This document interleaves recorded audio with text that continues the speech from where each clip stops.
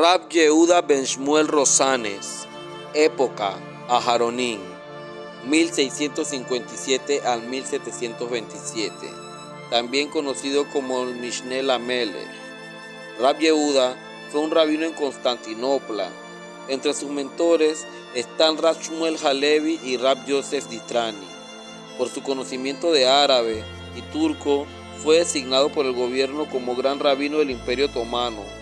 Tuvo un rol muy activo en condenar y denunciar a la secta del famoso falso mesías Shabbatai Tzvi.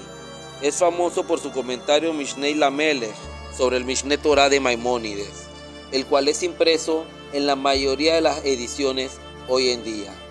Su obra se caracteriza por reflejar un conocimiento abrumador del Talmud y una agudeza mental muy particular. Este genio completó su libro en la juventud, lo cual nos da una idea de su talante y aptitudes por lo profundo, extenso, completo y detallado que es su trabajo.